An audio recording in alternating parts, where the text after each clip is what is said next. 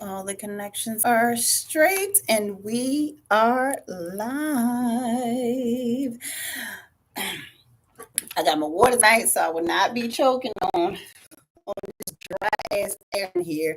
So I'm seeing the notifications going out that is letting everybody know that I am live. So I'm giving people a little bit of time to jump on. You see, I have this new ambiance going on. I've been dying to get my lights on in here for so long because I had my lights on at my other office, my home office, and I was like, I have to have the lights here just because. So, if all of the strobing lights is really bothering you, sorry, message me and tell me about it later, but I love my lights, guys.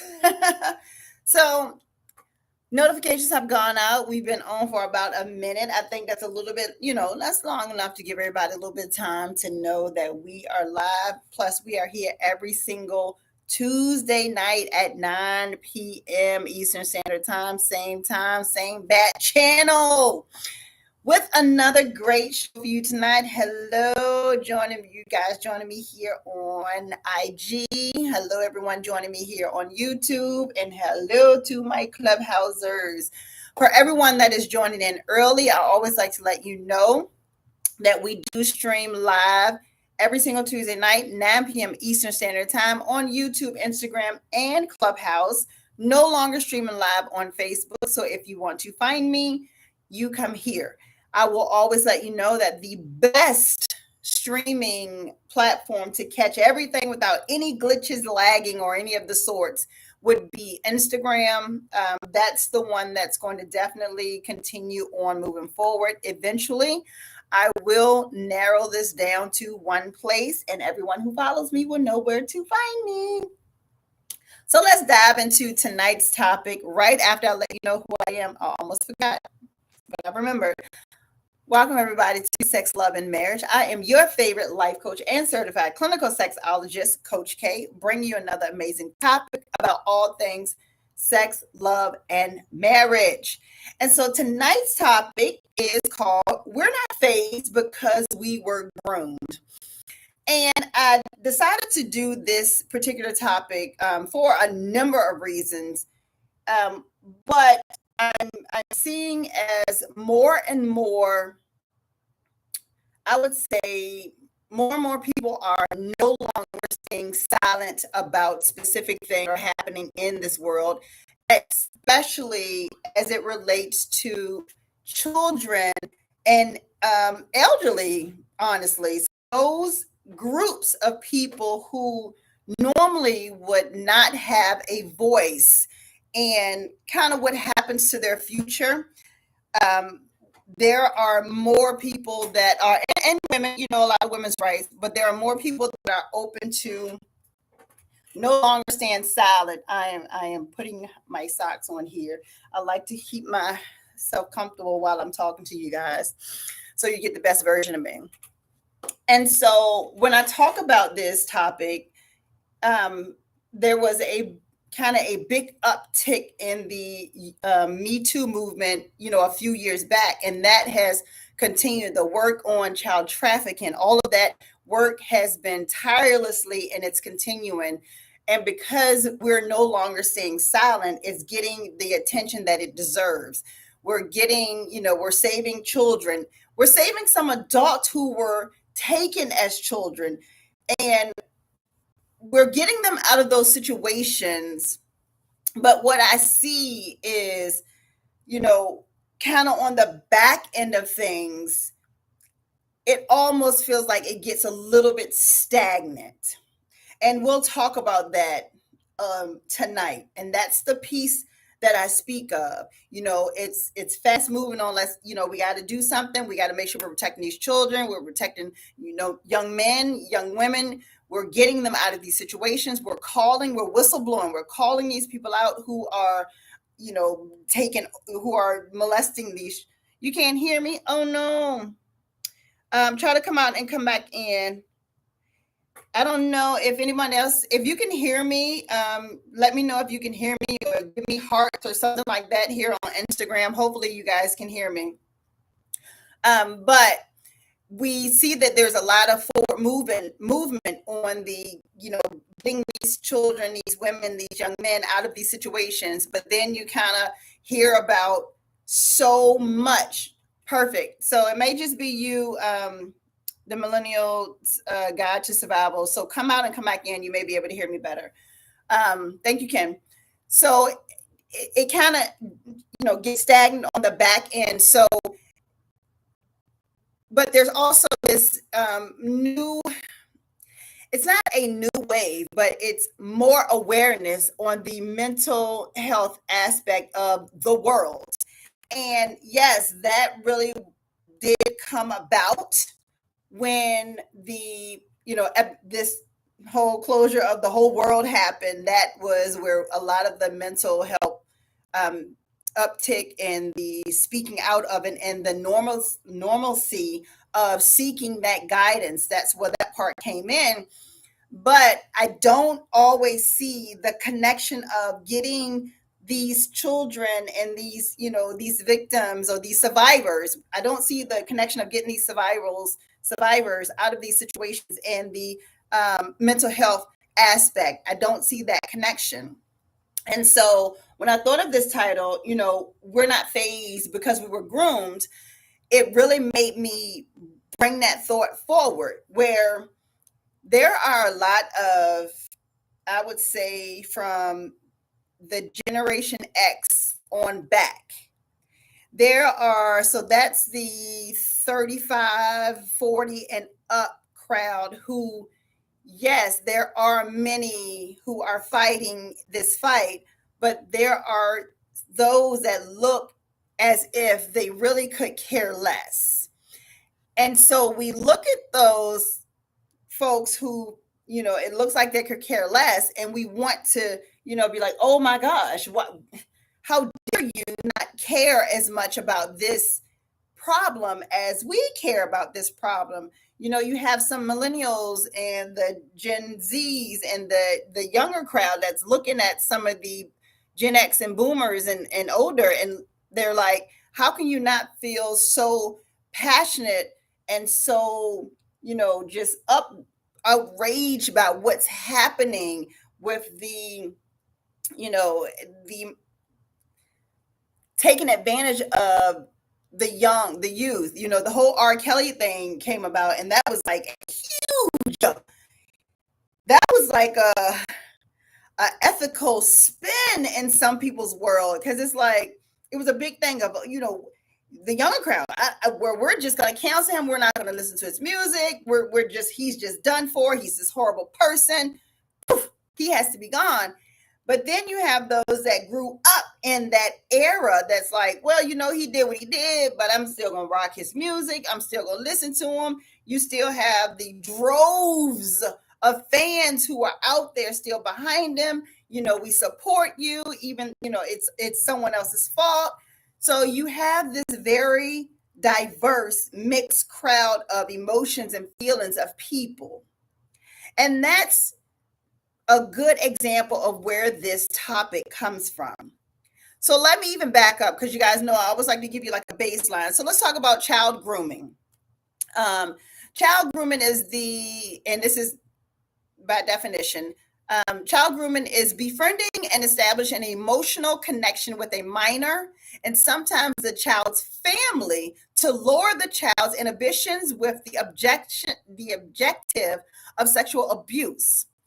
Child grooming is also regularly used to lure minors into various illicit businesses such as child trafficking, child prostitution, cyber sex trafficking, or production of child pornography. And I will go so far as to say child marriages, because you have that as well.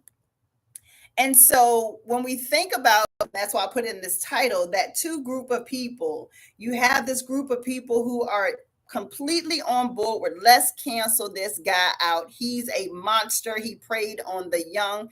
He was this 20-year-old who was, hanging out at the high school with these high schoolers, and he was picking them up and they were going with them, and he's just predator, and so they're ready to just throw him away. And then you have the group of folks who are approximately around his age that's like, you know, no big deal. He did what he did. I still listen to his music. It didn't affect me. I'm good. Or, you know what? I survived just fine. So you guys need to suck it up and get over it. So, how do we bridge that gap between the two? How do we help each of the generations understand from the viewpoint and vantage point of each other so that there's more of a supportive connecting factor and more support for those who don't have this active fight right now that's happening? Because there are some that are still heavily affected by the grooming that they went through, the dating the older guy, and it was completely acceptable. I can honestly say I've seen where someone who graduated, 2 or 3 years ago, still coming back to the high school to pick up their girlfriend or pick up their boyfriend who's 16 and 17 and 18 years old, still in high school. That was just a normal thing.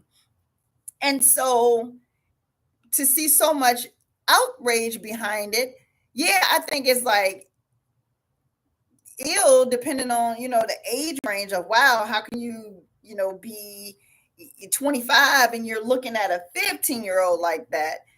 Whereas technically when I grew up, that would be, oh, that's no big deal. When in actuality, it was a huge deal and it should never have been happening. It was so normalized back in those days that you would have other 15-year-olds and 14-year-olds that was jealous of this person in this inappropriate relationship when they don't even realize that this child who's with this adult was being groomed to be okay with this inappropriate relationship. And so it's less that the older crowd doesn't care versus no one was there to protect me. No one was there to help me. No one's fighting for what I went through. And it's probably more difficult for them to see beyond their own lens of hurt, which is right here in front of them, to concentrate on the larger picture of there's still this epidemic that's happening, but they're getting help. And so I say to any of our, the youth who may see someone that's older that's still supporting, R. Kelly, or still, not really on that whole fight of let's protect you from this 20-year-old when you're 17, or hey, that's an absolute inappropriate relationship, and being able to say that instead of looking at them like, oh my gosh, this is, you're terrible, you're a horrible person, you condone this bad behavior. Let's look at it from a viewpoint of, wow, were you in that situation and you needed support with how to maneuver through that when you were 15 and you were dating, I throw my air quotes on, you were dating a 21-year-old who was absolutely fully aware that they should not be with a 15-year-old, and your parents were perfectly okay, or maybe you were sneaking around, I don't know, but everyone that did see you guys, no one said it was wrong, so no one said that something was wrong with it, and all your friends were dating older guys, and so it was like, okay, do you need my support now so that we can support each other? I think that it's an 18-year-old who may have been in that situation that was able to receive support and help can absolutely be that support to the 60-year-old woman who's looking like, oh my gosh, no one was there to support me. No one was there. No one's here now to help me process what I endured or what I went through or my feelings or emotions of all the things that was happening to me when I was 15. And in that case, more likely than not, for the 60-year-old who really didn't receive that support, who was never able to receive any kind of counseling support or coaching through those feelings or emotions that they went through, they're probably still operating in a 15-year-old trauma hold in life. And so while we look at people, they're just angry, they're just mean, they don't know anything, they don't care. It really could be that they're not able to fully grasp or process that you were able to get support. And still to this day, that there's no one there to support them. It is a lot of, but what about me? It is a lot of, oh, I don't see anything wrong with it because it was so normal when I was in school. There are some people who, once they have children of their own, absolutely look at things differently. But when we really look at it, a vast majority probably will not, especially if they've never received any kind of information to um, to say that what they went through was incorrect or it was inappropriate, I should say. And so if there was no one to ever say, hey, you probably shouldn't have been 15 with the 21-year-old or the 25-year-old, and he took full advantage of you, and that probably shouldn't have happened to you. If there was no one to say otherwise of that relationship, would they then look at their child with an older person and be perfectly okay with it? Probably so. And so this conversation tonight truly was more of an awareness conversation, because there's probably someone who's sitting that may catch this replay, that it sparks something in their mind like, I didn't realize how much I was just so numb to the fact that this particular relationship that I see is completely inappropriate because this person is well into their 20s and the person they're with is a teenager. But because I was groomed growing up back in the 60s, 50s, and 70s, and even long before that, because I was groomed, I just saw it as a normal thing. It wasn't a big thing, Statutory rape wasn't really thrown around as a means of, hey, this relationship is wrong, versus it was thrown out normally when one parent was trying to stop the child from dating an older person. So that was the threat that was used.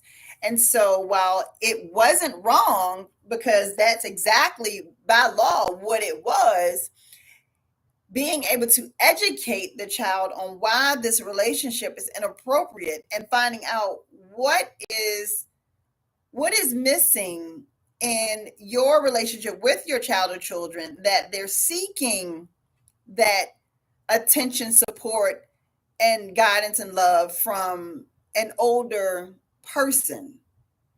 So those are deeper conversations that we would really look into. So the title, "We're Not Phased Because We Were Groomed," is a very real statement, and it's a reality that many people that are 35, 40, and up are living. There are even probably, and I'm saying probably because I'm not an expert on this by any means, there are probably some activists who are in this fight that behind closed doors still have to be educated even more on why this is an inappropriate relationship of an adult with this, 17-year-old with a 25-year-old. They probably have to still go through a little coaching and counseling for themselves for whatever they may have gone through, because grooming is real. Grooming is there. It happens in the it happens a lot inside of the family structure, just at all. Some people look at cousins who end up being together, or an uncle who may end up with a younger niece or something, look at like, whoa, whoa, whoa, what is going on here? But in some families, that's the norm and it's kept quiet, and so it just continues to happen. And so if you ever meet someone who is ready to argue you down, that, and I saw, it was an article that I saw months ago, and it was a 60-year-old man, and he was marrying I think the young girl was maybe 18 or 19 years old. And it was him defending his marriage to this younger girl. And if you think about this younger girl, she, I said she's 18 or 19. All of the people that's in her direct circle, these are, the younger crowd, are absolutely outraged.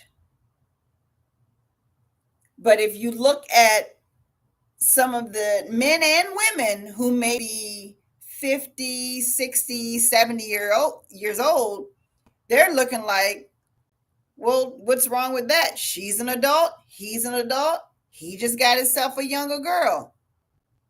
Whatevs. There are two different perspectives on this, because, again, they weren't phased because they were groomed. And that age range, that was completely normal for a 40-year-old man to take a 17 or 18-year-old bride. That was completely acceptable.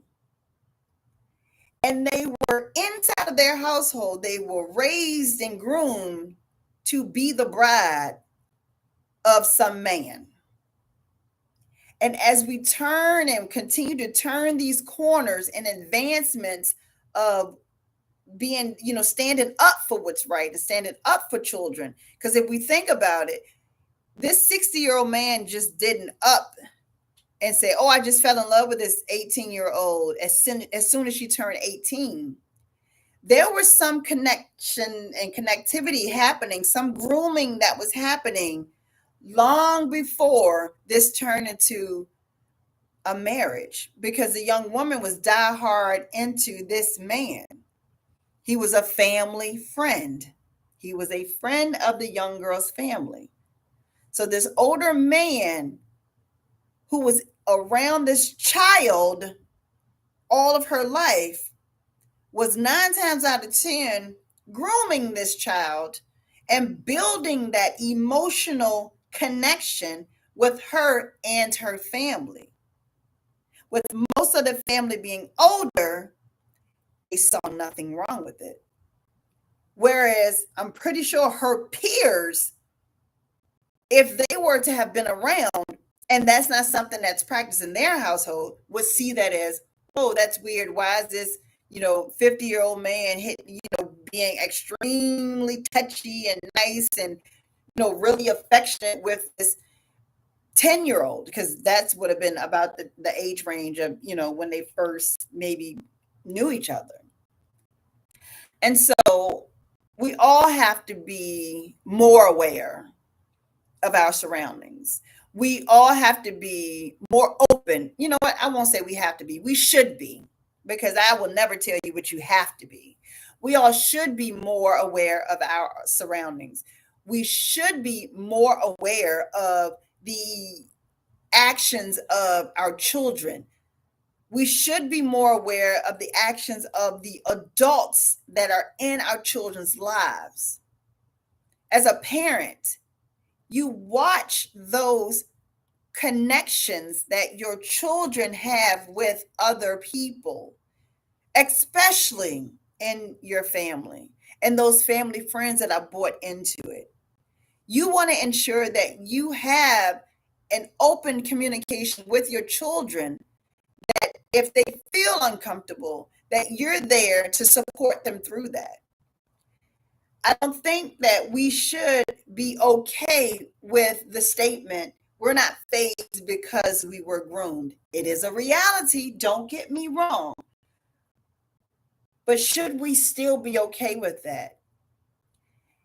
And for those that are living inside of that trauma hold from whatever has happened that you didn't get support through, I encourage you that when you're ready to seek out that support that you may need to filter through, to talk through, to work yourself through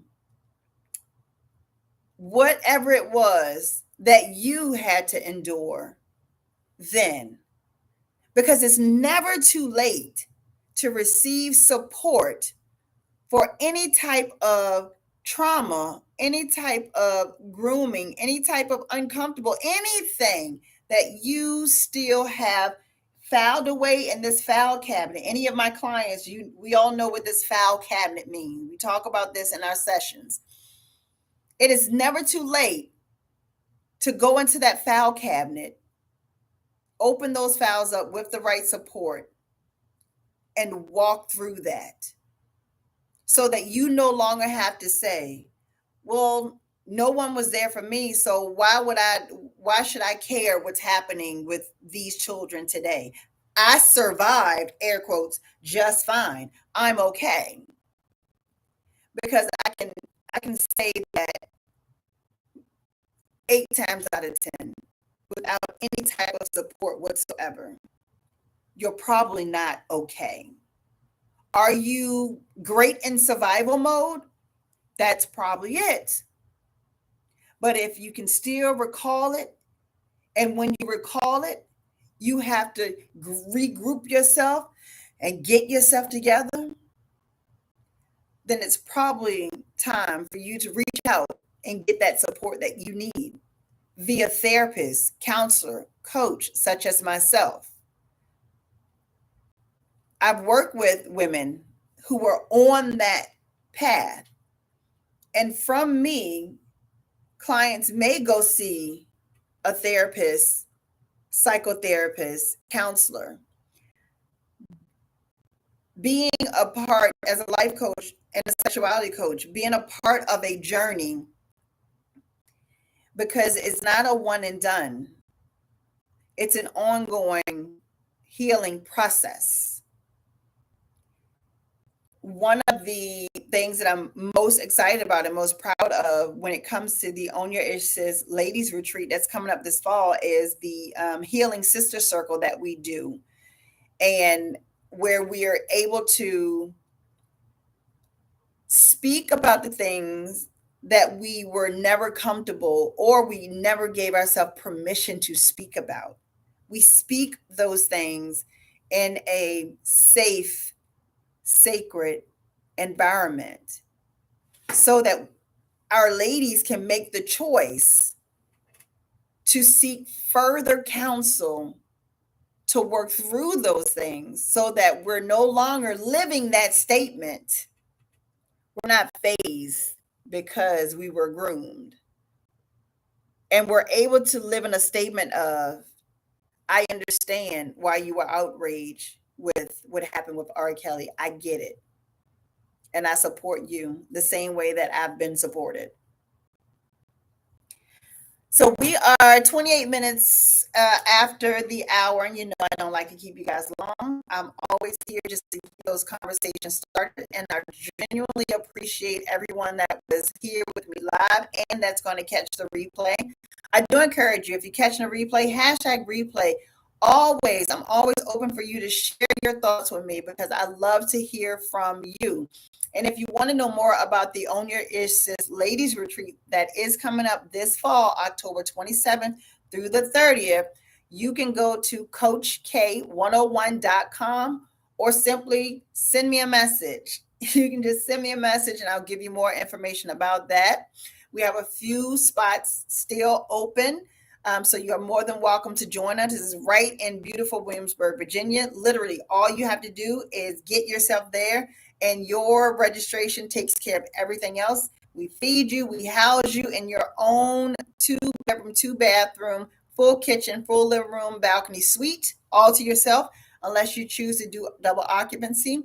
And one thing that I will say, this retreat is a great opportunity to reconnect with yourself. But even better than that, if there's another woman in your life that you would like to reconnect with, this is a great opportunity for you both to come to this retreat together. So again, I thank you all. You know, we are here every single Tuesday night at 9 p.m. Eastern Standard Time. I will be right back here Tuesday on the 9th with our title, Is Hurting Others Really Healing You? So we're going to talk about the folks that are mashing the heads down of everyone else as they heal themselves. That's going to be a good discussion. And if there's ever a topic that you would like to hear about, feel free to shoot me a message. If you go to my Instagram stories, you can even send that topic in or question anonymously. So I thank you guys for joining me. I am your favorite life coach and certified clinical sexologist with the new roaming lights, and I will catch you guys back here next week. Good night, everybody.